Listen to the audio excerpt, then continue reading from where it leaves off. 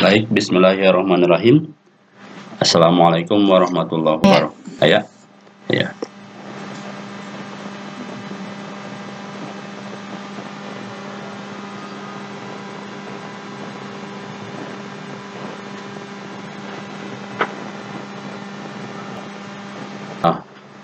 Izin Bapak Ibu, terima kasih atas berkenannya hadir di ruang Google Meeting ini. Waalaikumsalam warahmatullahi wabarakatuh. Ya, terima kasih Bapak Ibu sekali lagi atas berkenannya hadir di ruang Google Meeting ini dalam rangka pemenuhan tugas mandiri saya sebetulnya dalam diseminasi budaya positif untuk memenuhi tugas aksi nyata pada modul 1.4. Bisa dilanjut Bapak Ibu?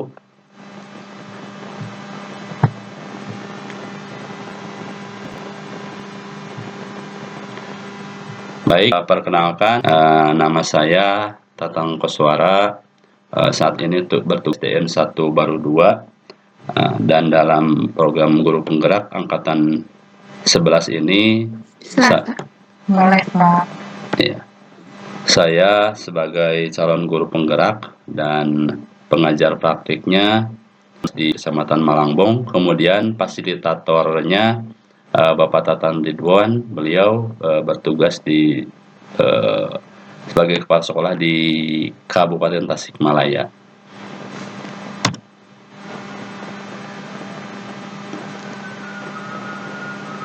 Lanjut pada kesempatan ini, saya tidak bermaksud menggurui atau bagaimana, karena di sini juga ada beberapa teman kita yang memang sudah menjadi guru penggerak dan juga ada beberapa teman kita yang sudah senior lahnya di angkatan 10 dan saya sekarang di angkatan 11 dan beberapa teman saya.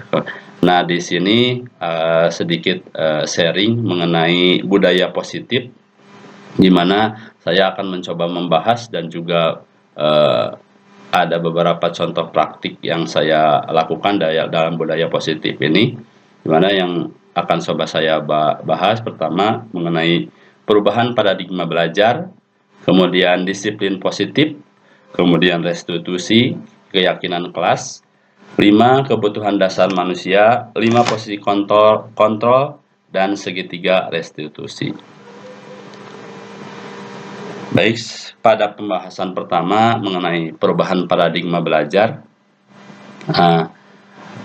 menurut atau yang dapat saya terima dan saya simpulkan bahwa perubahan paradigma belajar, terutama di saat sekarang, di saat perubahan kurikulum ya, sekarang di era sudah masuk kepada kurikulum merdeka, sudah menjadi kurikulum nasional.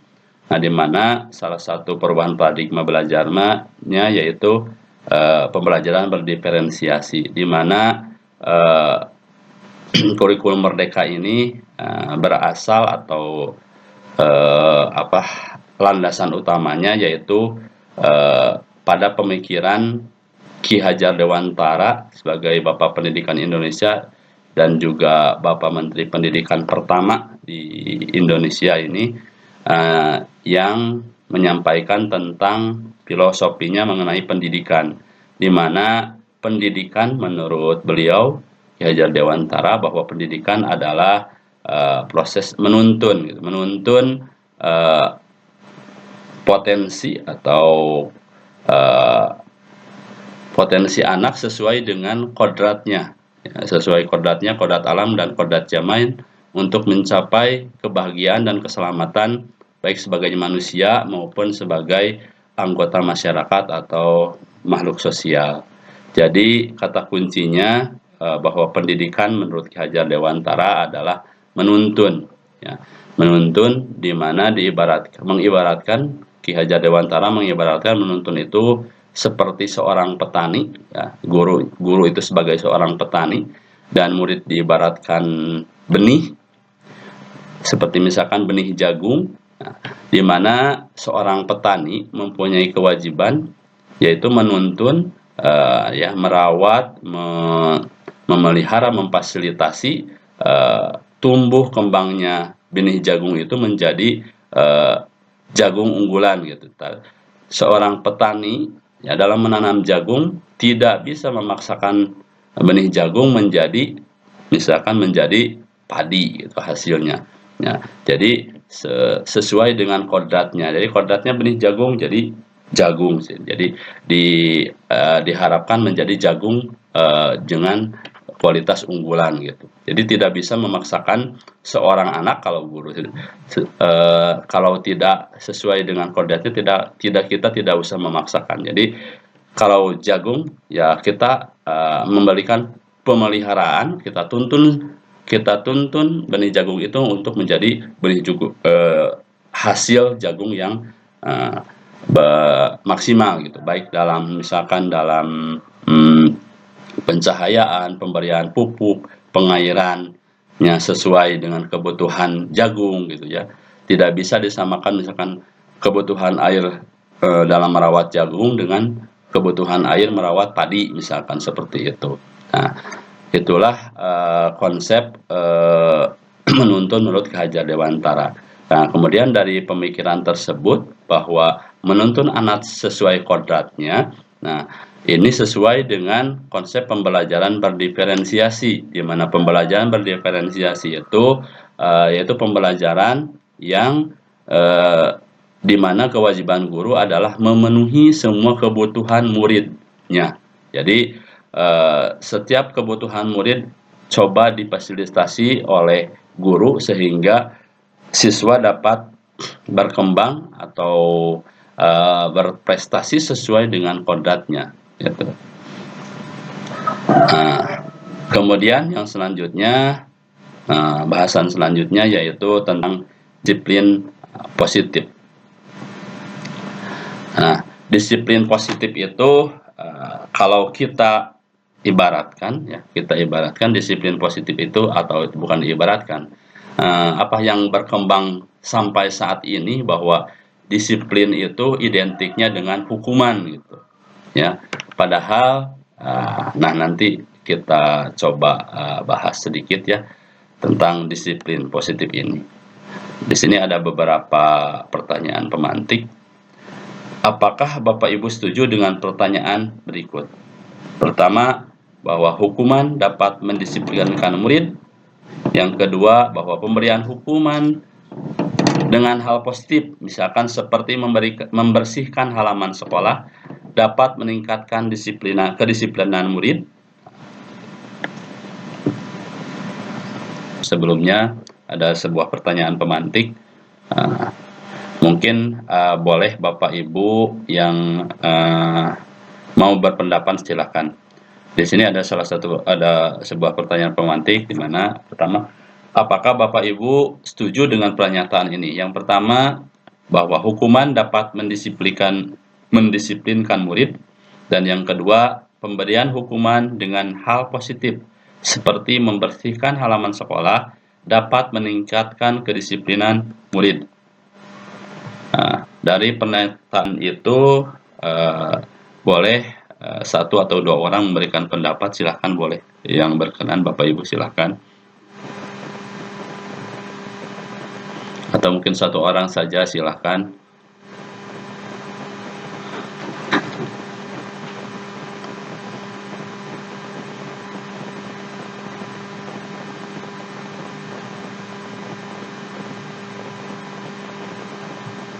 Silahkan Pak, Bu. Yang mau berpendapat silahkan.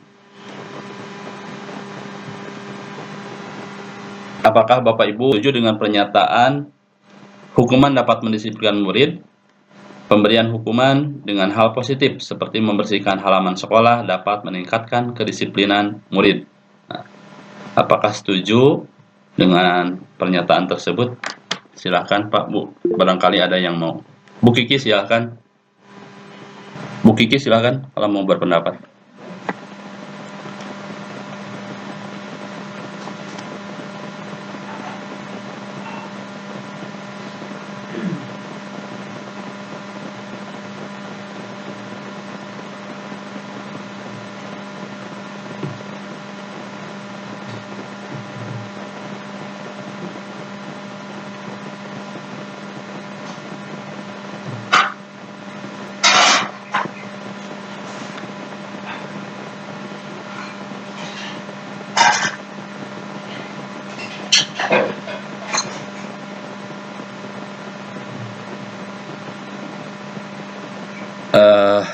Di saya tidak terdengar Bu Kiki, tapi sambil lanjut saja ya.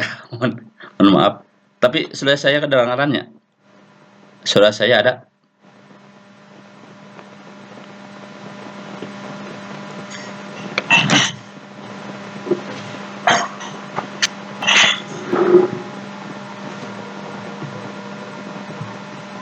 Ada.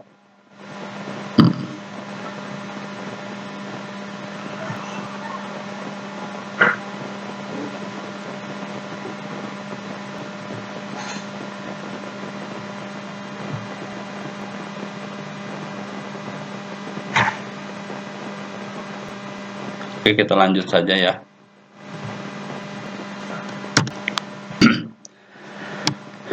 Baik, terima kasih kepada Bu Kiki yang tadi sudah berikan pendapatnya mengenai tadi disiplin ya. Jadi bahwa di mana sebelumnya kita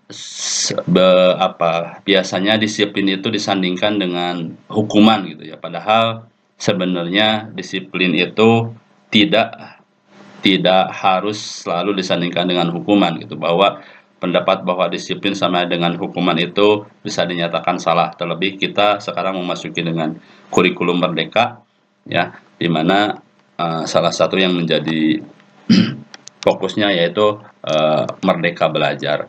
Nah, pengertian disiplin salah satunya yang disampaikan oleh Bapak Pendidikan Bapak Ki Hajar Dewantara menyatakan bahwa di mana ada kemerdekaan, disitulah harus ada disiplin yang kuat. Sungguh pun disiplin itu bersifat self-disiplin, yaitu kita sendiri yang mewajibkan kita dengan sekeras-kerasnya, tetapi ya, itu sama saja sebab jikalau kita tidak cakap melakukan self-disiplin, wajiblah penguasa lain mendisiplinkan diri kita. Dan peraturan demikian itulah harus ada di dalam suasana yang merdeka. Itu pendapat Ki Hajar Dewantara, di mana salah satu yang bisa kita garis bawahi dari pendapat beliau bahwa disiplin itu harus muncul dari self disiplin. Jadi muncul karena motivasi intrinsik seseorang gitu. Jadi kalau kita mendisiplinkan murid, seharusnya motivasi intrinsik dari murid itulah yang harus dimunculkan dan kita dorong sehingga kedisiplinan itu muncul karena keinginan dari seseorang tersebut untuk mematuhi sebuah peraturan ataupun keyakinan itu yang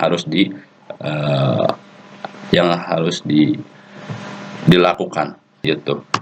Baik, selanjutnya teori gimana teori restitusi ini muncul karena ada beberapa istilah yang mungkin saat ini di dalam kurikulum merdeka mungkin itu tidak sesuai dengan konsep merdeka belajar.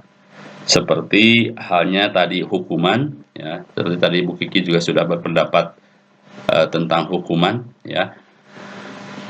Dan juga penghargaan ya, bila sebelumnya kita sebuah kata yang sering kita dengar, bahkan kita juga selalu lakukan itu mungkin, tapi sekarang di dalam kurikulum mereka mungkin itu kurang cocok juga ya, istilah reward and punishment ya, penghargaan. Baik anak-anak, apa kabarnya hari ini? Nah, sebelum dasar pembelajaran pada hari ini kita akan bersama-sama membuat sebuah kesepakatan kelas. Nah, kalau disebut dengan keyakinan kelas. Apa itu keyakinan kelas? Nah, apabila sebelumnya kalian mengetahui tentang aturan ya, dari peraturan sekolah, peraturan kelas ya. Nah, itu bentuknya peraturan itu bersifat biasanya dari atas ke bawah. Jadi seperti misalkan guru-guru atau sekolah membuat peraturan, nah kalian harus mematuhi. Nah, anak-anak, kalau ini istilahnya keyakinan kelas seperti apa? Nah, kalau keyakinan kelas itu bentuknya adalah kesepakatan di mana yang mengajukan tentang keyakinan kelas itu adalah dari kalian sendiri, ya. Contohnya seperti apa Pak keyakinan kelas itu? Nah, contohnya misalkan keyakinan kelas mah karena kalian sendiri yang mengajukan dan membuatnya. Jadi diharapkan kalian bisa lebih mematuhi dan mentaati tentang keyakinan kelas tersebut karena muncul dari keinginan terhadap sebuah pembelajaran yang aman, nyaman di dalam kelas sehingga kalian dapat mengikuti dan mematuhinya secara timbul dari keinginan dari diri sendiri. Nah, ya keyakinan kelas itu seperti apa? Poin-poinnya bisa, ya misalkan. Nah, nanti Bapak nanti minta dari kalian untuk menuliskan keyakinan kelas apa yang sekiranya perlu ada di kelas kita, ya. Contohnya seperti apa? Misalkan saling menghargai antar teman, ya, atau misalkan ya supaya pembelajaran itu kita nyaman, gitu ya. Misalkan tidak membuang sampah sembarangan, misalkan itu sama, ya keyakinan kelas yang harus dipatuhi oleh semua anggota kelas. Misalkan misalkan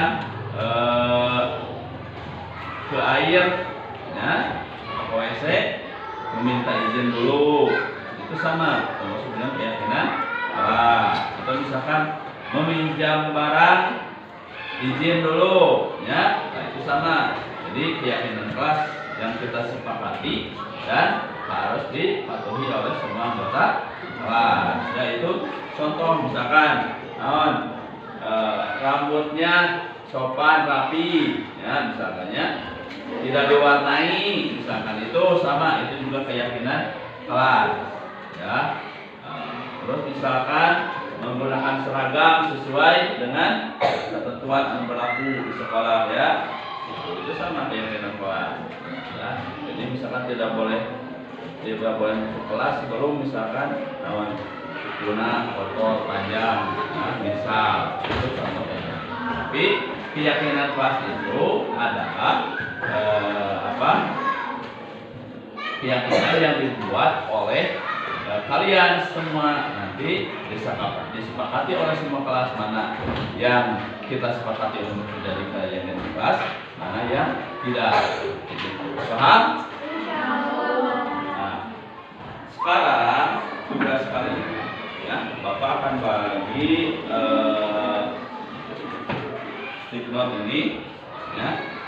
Silahkan tuliskan keyakinan 1 saja keyakinan kelas, ya. Nanti kita akan pilih, ya, terus kita sepakati untuk menjadi keyakinan kelas, ya, masing-masing 1 tulis dulu pulpen. Keyakinan kelas, ya seperti tadi contohnya misalkan tidak boleh membuang sampah sembarangan.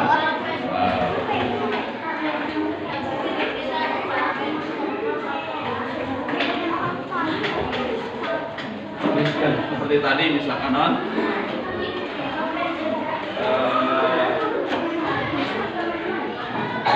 WC minta izin dulu,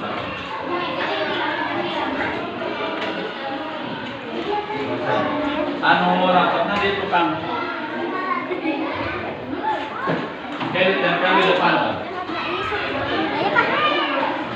Polisi 1-2 keyakinan kelas yang dia lakukan mesti kita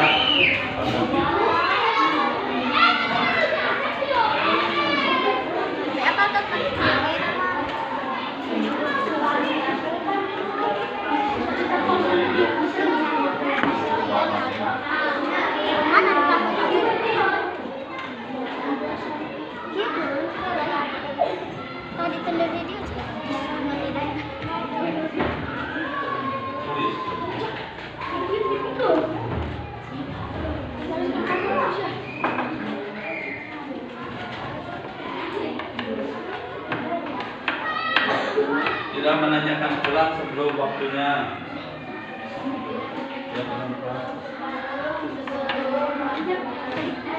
Kamu Usahakan buang sampah pada tempatnya.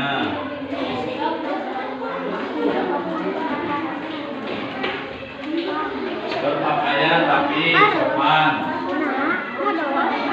Apa kamu bilangnya?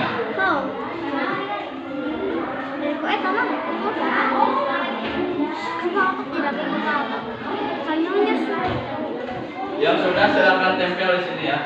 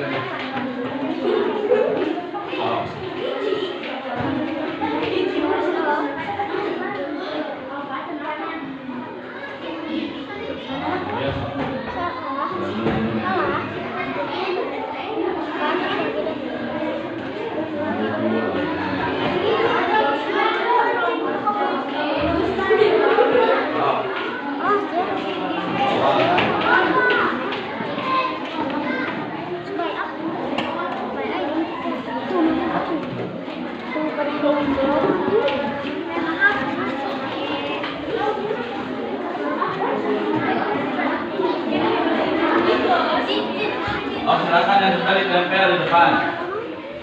Oh, ke bawah, ke bawah, ke bawah.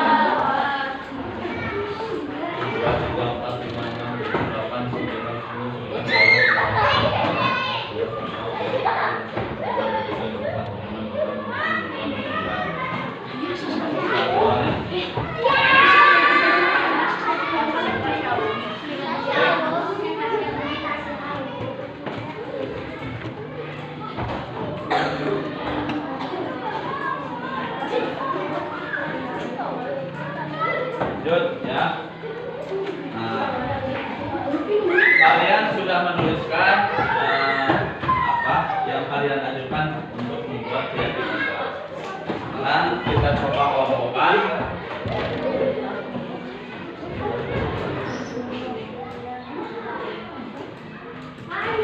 Sekarang kita coba kelompokkan yang samanya, ya. Wah, pertama di sini tidak boleh buang sampah sembarangan. Satu, tidak membuang sampah sembarangan.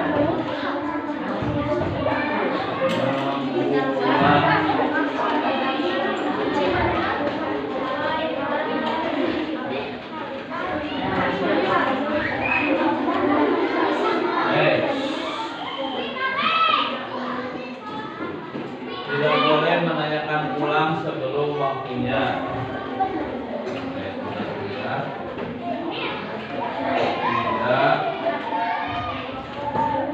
Tidak menanyakan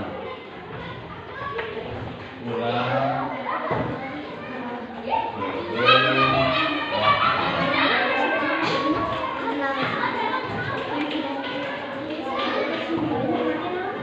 membuang sampah pada tempatnya masih sama ya. Membuang sampah pada tempatnya masih sama dengan nomor 1. Buang sampah pada tempatnya masih sama.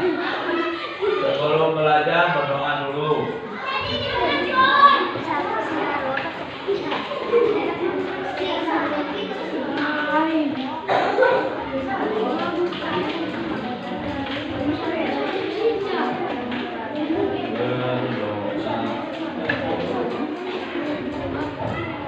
Terus tidak membuang sampah sembarangan masih sama. Membuang sampah pada tempatnya.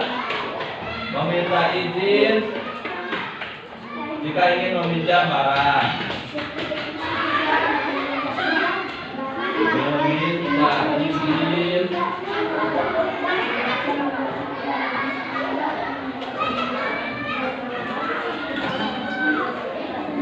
meminjam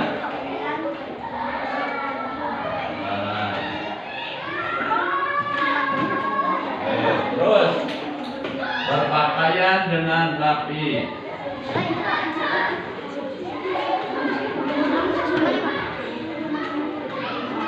Dengan rapi.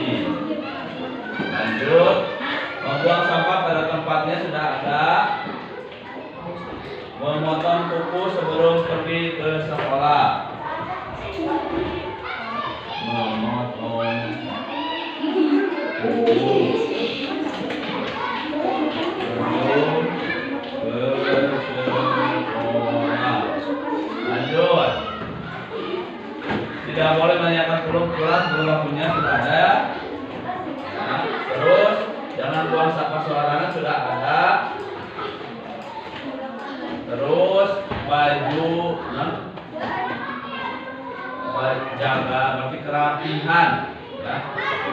Jadi itu berpakaian dengan rapi ya, sama, ya. Jangan buang sampah pada tempatnya dan sama buang sampah pada tempatnya, buang sampah pada tempatnya. Meminta izin jika ingin ke WC. Ada seperti itu. Izin ke belakangnya, ke belakang. Pakaian rapi tadi sudah ada. Pakaian rapi, buang sampah pada tempatnya, buang sampah pada tempatnya. Membuang sampah pada tempatnya, membuang sampah pada tempatnya, membuang sampah pada tempatnya. Tidak membuang sampah sembarangan lagi, tidak membuang sampah sembarangan. Membuang sampah pada tempatnya, membuang sampah kepada tempatnya, jangan buang sampah sembarangan. Ya. Nah ini kita sudah mengelompokkan ya usulan ya, usulan dari keyakinan kelas yang sudah kalian buat. Nah, selanjutnya yang coba kita pahami dulu ya.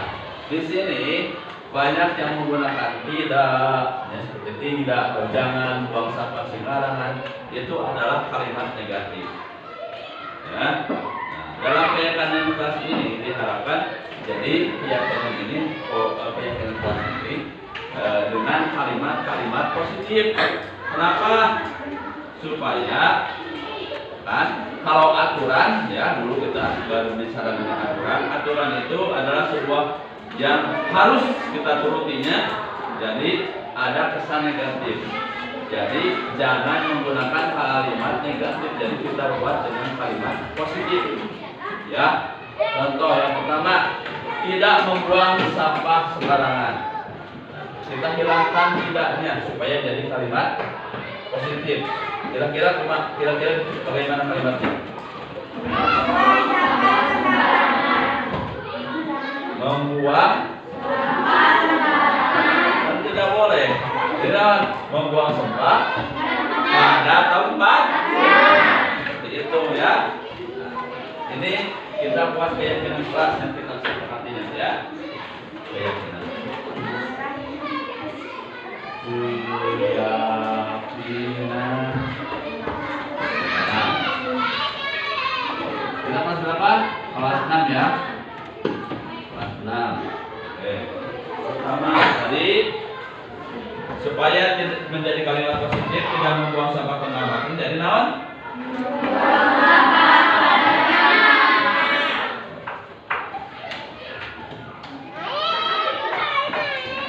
Membuang sampah pada tempatnya. Yang kedua, tidak menanyakan pulang sebelum waktunya. Ya, tidak menanyakan pulang sebelum waktunya. Berarti apa? Kalau kita buat kalimat positif. Apa?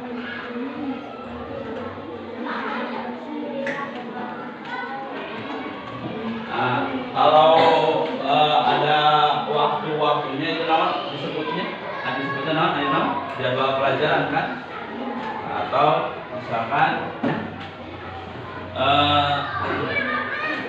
mengikuti waktu sesuai dengan jadwal pelajaran ya. Oke, selanjutnya coba kita lewat dulu ini supaya yang ketiga, sebelum belajar berdoa dahulu. Berarti naon? Sebelumnya kita supaya sama kita sepakati. Jadi bukan sebelum saja dengan pulang ya. Jadi naon? Berdoa sebelum dan sesudah belajar ya, sudah ya. Berdoa sebelum dan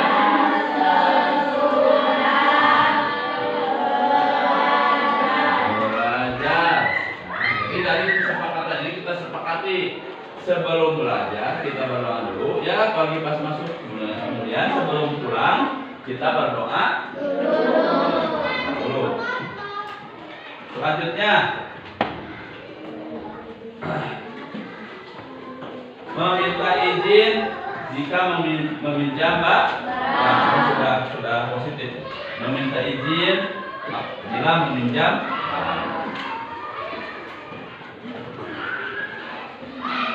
Meminta izin bila meminjam barang.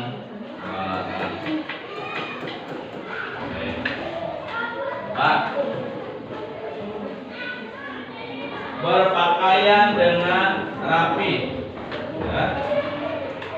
Nah, kita bisa samakan dengan ini, disatukan ya, disatukan dengan memotong kuku sebelum ke sekolah ya. Jadi maksudnya berpakaian dan berpenampilan sopan dan rapi. Ini yang sopan ya.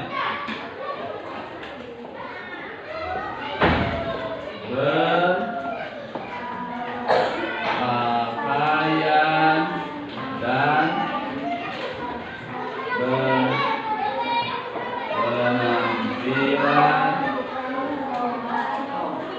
sopan dan rapi. Jadi dari kalimat ini kalian coba pahami ya, penampilan pakaian, jadi pakaiannya harus sopan dan rapi, berarti sesuai dengan aturan yang berlaku ya. Hari Senin, Selasa menggunakan putih merah ya. Rabu misalkan tanda olahraga boleh.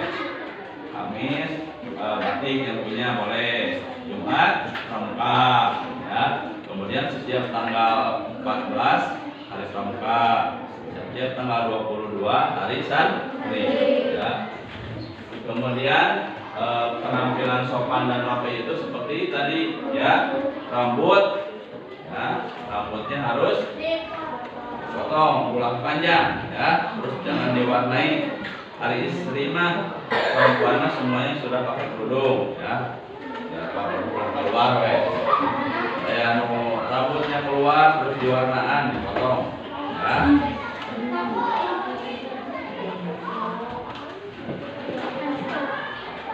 Nah, terus nomor terakhir meminta izin ke belakang.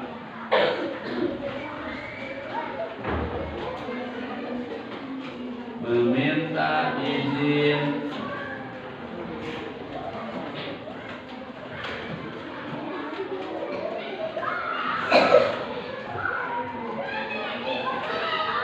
ke belakang. Jadi sudah meminta izin dulu ya. Meminta izin dulu apabila mau izin ke belakang. Tadi ya ini dulu. Tidak menanyakan pulang, tidak. Berarti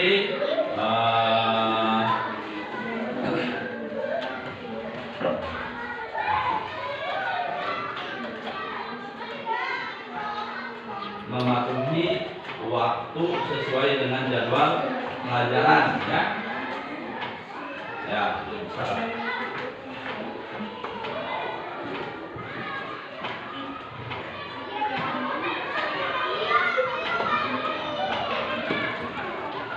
Waktu sesuai jadwal pelajaran.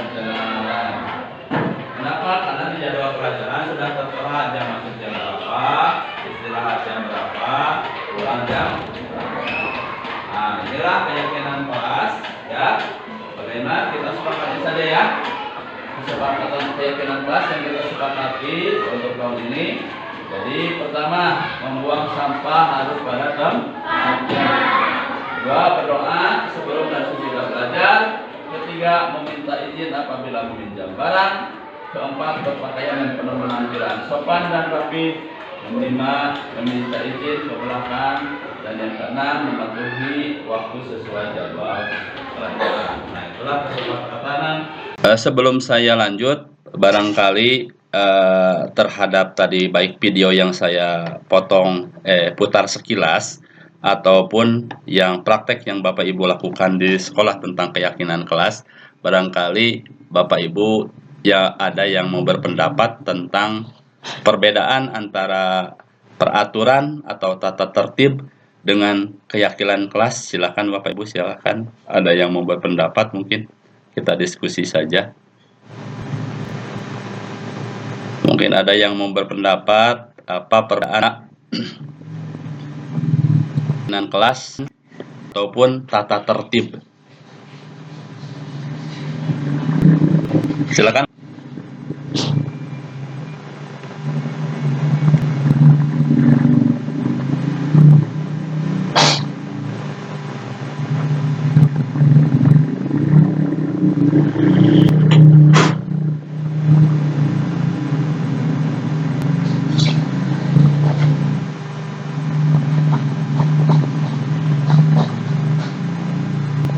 Baik, Ibu, mengikuti kegiatan ini. Nah, baik, selanjutnya mungkin akan tentang tahapan membuat keyakinan kelas. Nah, di mana mungkin keyakinan kelas yang membedakan antara keyakinan kelas dengan peraturan dan tata tertib, ya, seperti tadi dijelaskan sebelumnya tentang materi mengenai hukuman, ya, di mana dan konsekuensi tadi, ya, di mana keyakinan kelas, peraturan kelas itu dibentuknya secara satu arah, ya, satu arah. Dan misalkan kalau di kelas peraturan kelas berarti hanya sekolah. Oh, ada yang berpendapat, silakan. Ibu Sri Rahayu, silakan. Sebelum dilanjut, silakan. Bu Sri ada?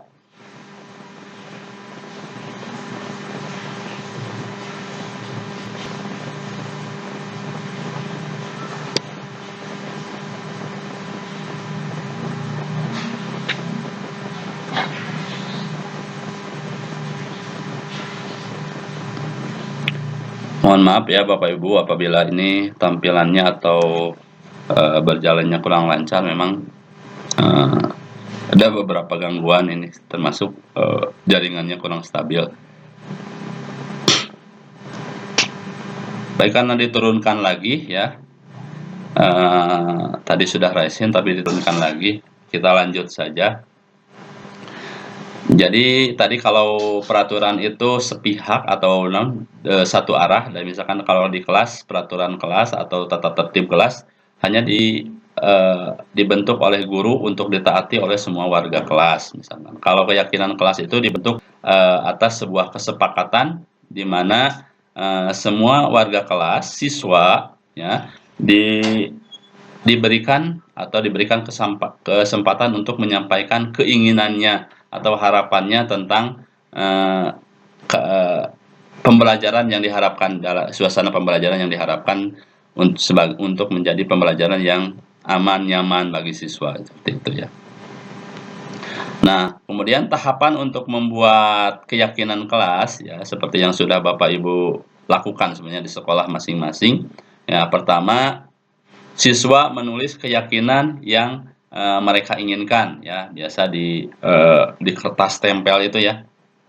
Lupa lagi namanya lah, lupa wae. Ya, biasanya siswa menuliskan sebuah keyakinan yang mereka inginkan, yang mereka harapkan. Jadi semua siswa diberikan kesempatan untuk memberikan pendapatnya tentang keinginan yang mereka harapkan dalam sebuah pembelajaran. Kemudian yang kedua, guru dan siswa mengulas keyakinan yang telah ditulis. Jadi siswa menuliskan dan ditempelkan biasanya di depan, kemudian guru bersama siswa mengulas dan membacakan kembali apa yang mereka tulis. Kemudian yang ketiga, guru dan siswa memilah keyakinan kelas yang penting. Jadi dari setiap keyakinan yang ditulis oleh setiap murid itu dikelompokkan lah, seperti itu, dikelompokkan, dipilah. Mungkin kan ada yang sama, misalkan menginginkan sebuah keadaan lingkungan kelas yang bersih, misalkannya, biasanya ada yang sama, itu dikelompokkan seperti itu. Nah, yang paling penting, salah satu yang paling penting dalam membuat keyakinan kelas, ini nomor 4, yaitu mengubah keyakinan kelas menjadi kalimat positif. Karena biasanya yang dituliskan siswa itu beragam, ya. Nah, diharapkan dalam membuat keyakinan kelas itu kalimat yang digunakan adalah kalimat positif. Kan biasanya masih ada siswa yang menyebutkan jangan membuang sampah sembarangan. Nah, itu kalimat negatif. Kita rubah dengan kalimat positif supaya kesannya juga positif dan siswa memiliki motivasi untuk mematuhinya, seperti itu. Jadi ubahlah sebuah keyakinan itu menjadi kalimat yang positif. Jadi misalkan jangan membuang sampah sembarangan menjadi menjaga kebersihan kelas, misalkan seperti itu salah satu contohnya. Dan yang terakhir adalah mengecek dan menyepakati kesepakatan kelas. Setiap poin keyakinan kelas yang sudah dikelompokkan tadi dan diubah menjadi kalimat positif, dicek lagi poin-poin yang disepakati dan jadilah sebuah kesepakatan kelas. Baik, Bapak Ibu lanjut. Nah, selanjutnya ada kebutuhan dasar manusia ini. Nah, dalam suatu permasalahan misalkan dihadapi oleh siswa, misalkan siswa tidak mematuhi keyakinan kelas atau ada siswa yang memiliki tingkah yang tidak biasa gitu. Nah, kita sebagai guru harus bisa memahami mungkin saja ada kebutuhan dasar manusia dari siswa tersebut yang tidak atau belum terpenuhi sehingga siswa tersebut melakukan sebuah kesalahan atau melanggar keyakinan kelas. Nah, misalkan di dalam kelas kan contoh misalkan siswa atau bolak-balik KWC ke belakang ya, bolak-balik ke belakang. Mungkin saja dia mencari perhatian. Mungkin salah satu kebutuhannya tidak tercukupi, misalkan rasa ingin diterima atau rasa ingin diakuinya. Nah, gitunya. Dia mencari perhatian gitu ya. Atau dia keluar terus dari bangkunya ya, ingin misalkan kurang atau kebutuhan dasar manusia lainnya belum terpenuhi seperti itu. Nah, selanjutnya ada posisi kontrol guru. Ada 5 posisi kontrol guru di mana guru itu bisa melakukan atau berada di posisi kontrol 5 posisi kontrol guru ini. Pertama, ada posisi guru sebagai penghukum, kemudian ada posisi guru sebagai pembuat rasa bersalah, kemudian ada posisi guru sebagai teman, ada posisi guru sebagai pemantau, dan ada posisi guru sebagai manajer. Nah, untuk lebih memahaminya dan mungkin kita lanjutkan nanti dengan sesi diskusi, untuk membagikan sebuah video ya.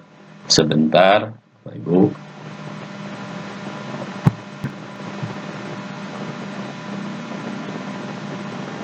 Komentar mohon Pak enggak mohon maaf termasuk para mantuk saya ini ada di kolom komentar Setiawan Semarang pendapat, mohon maaf izin bertanya, posisi kontrol terbaik seorang guru manajer ya, tetapi apakah boleh sekali kita berperan sebagai seorang hukum atau untuk mengatasi pelanggaran oleh murid? Mungkin ada beberapa murid yang ibaratnya teu aya kasieun, bandel wae berulang melakukan pelanggaran ya. Terima kasih. Tadinya saya berharap juga teman-teman yang lain bisa berpendapat melalui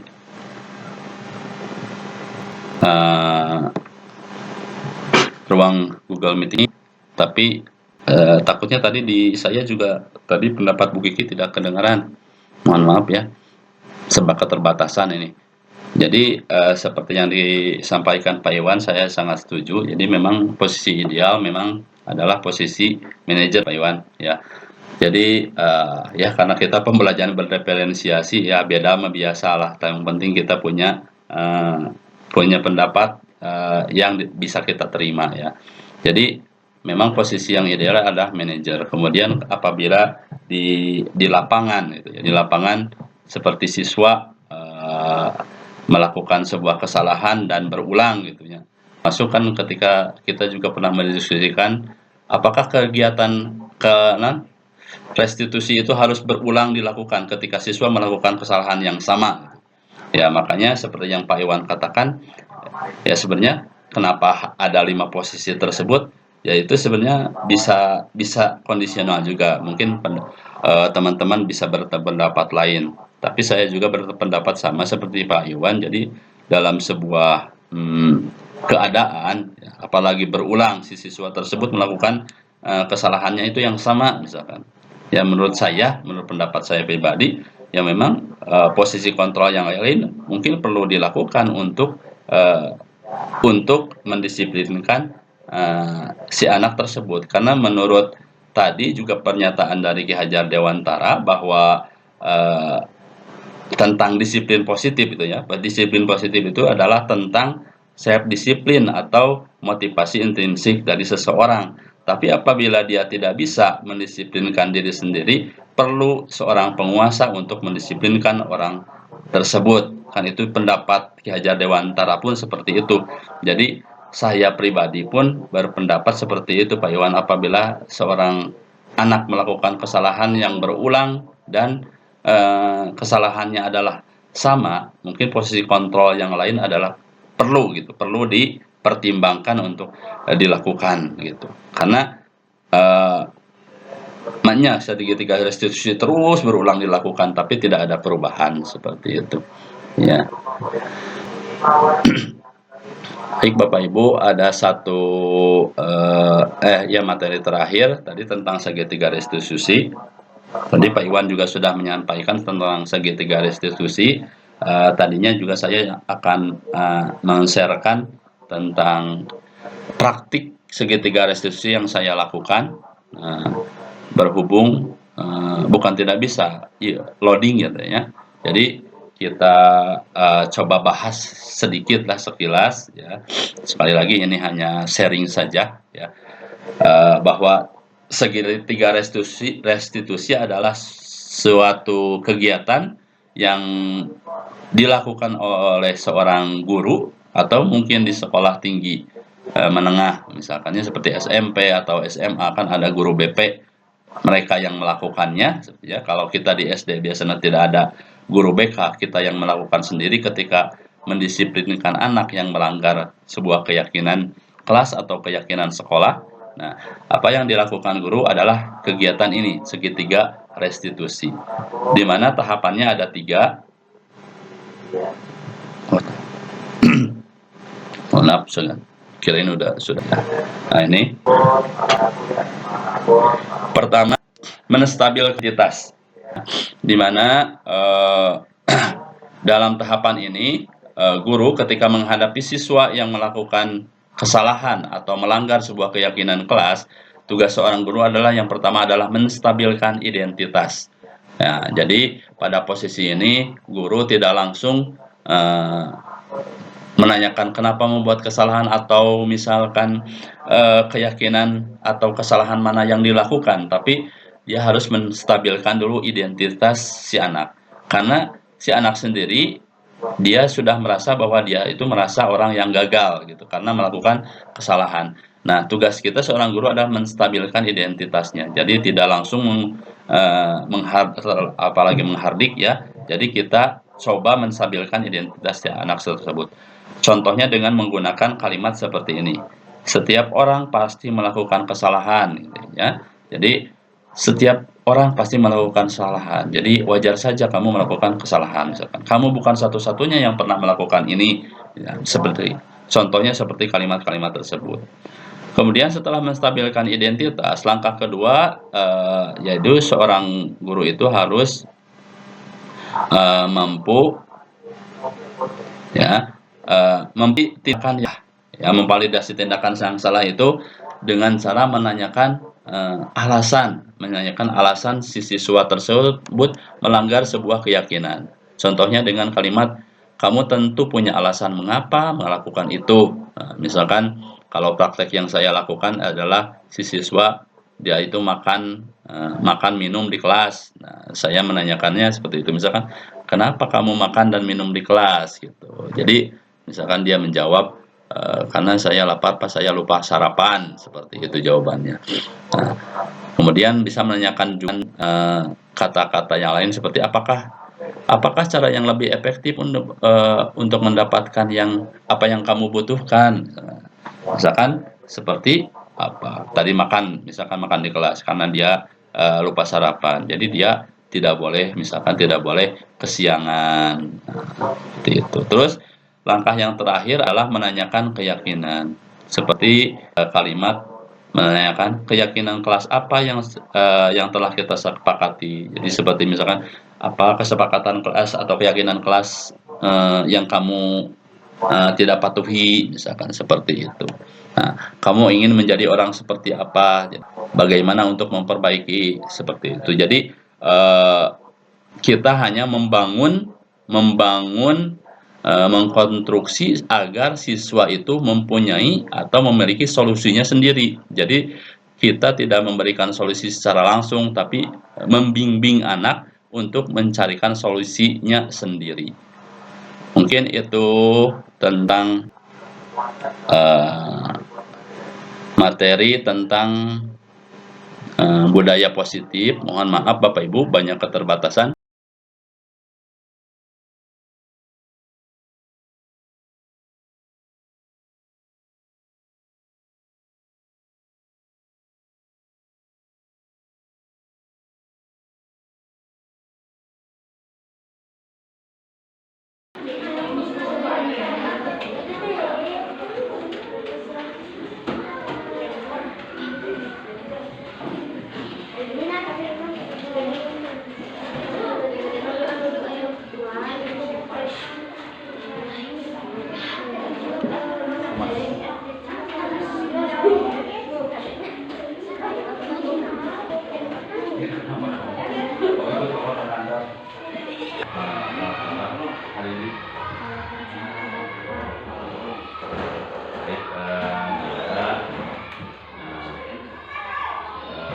Dia tahu gak maksud Bapak panggil?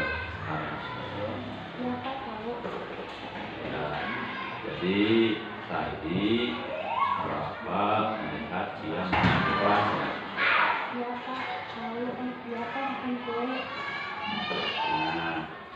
Nah, jadi gini ya.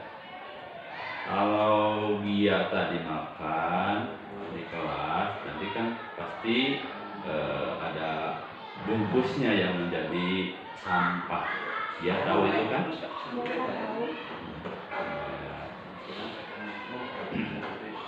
Nah, tidak apa-apa sih tadi kalau makan di kelas wajar manusiawi ketika kita lapar kan makan. Nah, Bapak mau tahu alasan dia makan di kelas itu tadi kenapa? Pak, di rumah saya ketika suami berangkat ke sekolah, jadi tidak sempat sarapan, akan membawa kue dan dimakan di dalam kelas. Kalau nunggu istirahat emang nggak kuat? Iya Pak, lapar. Ya, baik. Jadi tadi dia kan sudah menyebutkan alasannya, ya. Kan mungkin dia bisa lebih dari itu, bisa makan minum di kelas, tapi dia dapat menahannya. Menurut dia, apakah makan di kelas itu baik? Ya. Terus Bapak juga bukan mencari siapa benar yang siapa salah. Nah, kita akan menyelesaikannya ini dengan baik-baik. Ya, tenang saja. Itu bukan suatu kesalahan. Dari itu salah karena saya lapar Pak. Nah, ketika dia makan di kelas, tentunya teman dia kan akan memperhatikan. Nah, pasti sampahnya yang lain juga pasti beranggapan dia akan buang sampah. Nah, menurut dia itu kan kurang bagus kan? Nah, coba ingat-ingat lagi keyakinan di kelas kita ya. Kira-kira jika demikian yang perlu dikuatkan keyakinan apa ya? Menjaga ketertiban dan kebersihan kelas Pak. Oh iya, baik kan dia udah tahu itu keyakinan kelas kita. Bagaimana usaha dia untuk menjaga kebersihan dan ketertiban itu agar menguatkan keyakinan kelas? Tidak akan makan di kelas itu Pak. Oh, baik. Ya, jadi dia sudah memahami tentang keyakinan kelas yang ada di kelas kita. Nah, mulai kapan dia akan mematuhinya? Mulai besok Pak, insya Allah. Nah, baik kalau begitu. Terima kasih ya dia. Mudah-mudahan dia dapat menguatkan tentang keyakinan. Terima kasih dia. Assalamualaikum warahmatullahi wabarakatuh. Perkenalkan, nama saya Gianur Asifa, siswa kelas 6 SDN 1 Baru 2. Penyelesaian masalah yang tadi Pak Tatang lakukan membuat saya merasa terbantu. Pertama, saya tidak dimarahi ketika saya melanggar keyakinan kelas. Kedua, saya menyadari sendiri kesalahan yang saya lakukan. Ketiga, saya memahami keyakinan kelas yang perlu dikuatkan, sehingga saya memiliki motivasi untuk lebih menguatkan keyakinan kelas yang sudah disepakati semua anggota kelas. Terima kasih. Wassalamualaikum warahmatullahi wabarakatuh.